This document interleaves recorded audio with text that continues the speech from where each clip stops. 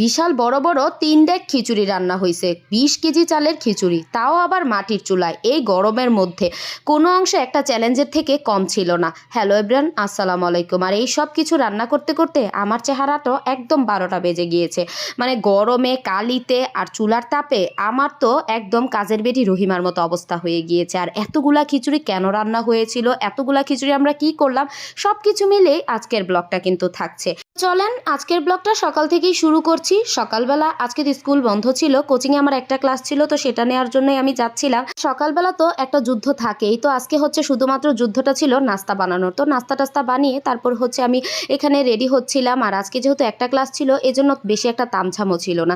Just একটু সুন্দর করে হচ্ছে হিজাবটা বেঁধে নিয়েছি আর একদম র ফেসেই আজকে যাচ্ছিলাম। কারণ আজকে আমার অনেক কাজ, আমার খুবই তাড়াহুড়া করে কোচিং থেকে বাসায় আসতে হবে, তারপর একটা একটা করে কাজ স্টার্ট করতে হবে।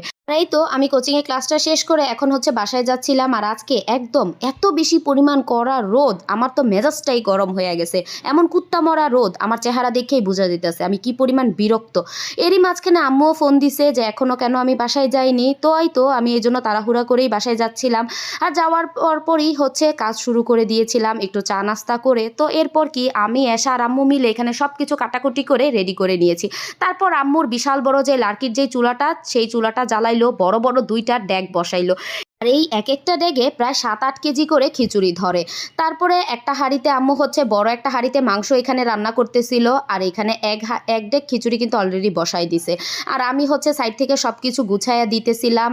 আম্মু যা যা বলতেছিল আমি আর এসে এখানে সব কিছু দৌড়াই না গুছাই দিতেছিলাম। পরে এখানে আম্মু আবার একটু বাইরের দিকে গেল, আমাকে বললো যা যা দেওয়ার জন্য গুছাই দিয়ে গেছে, আমি ওইগুলা দিতেছিলাম আর জাল দিতেছিলাম। আর এখানে জাল দেওয়ার সময় আমার মনে হইতেছিল আমার পায়ের মধ্যে আগুন লেগে গেছে। মানে এত বেশি পরিমাণ তাপে চেহারা আমার একদম লাল হয়ে গেছে। মানে এখান থেকে আমি যখন চুলাতে আগুন দিছি, আগুন দেওয়ার পরে আমি বাসায় এসে পড়ছি। আম্মুরে বলতেছি যে আম্মু আমি আর পারতেছি না, আমি ঘরে চলে যাই। তারপর আমি ঘরে চলে আসছি, ইচ্ছা মতো আইসা বাসার মধ্যে আইসা বরফ মুখের মধ্যে ডইলা এখন আমি শুয়ে পড়ছি, কারণ আমি অনেক ক্লান্ত হয়ে গেছি।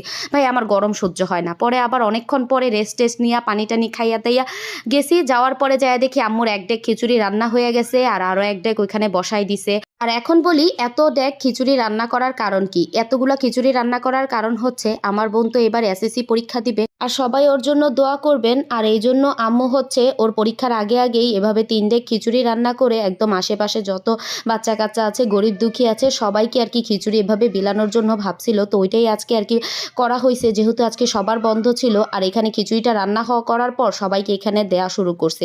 বিশ্বাস করেন একদম 10 মিনিটের মাথায় খিচুড়ি 3 ডেক খিচুড়ি একদম উধাও হয়ে গেছে। পরে আমরা লাস্টে পাতিল কাছে অল্প একটু খিচুড়ি নিয়ে আসছি। তার কারণ ড্যাগের খিচুড়ি তো অনেক মজা হয়, তার উপরে আম্মুর হাতের রান্না মাটির চুলায় খিচুড়ি, এটা তো অনেক মজা।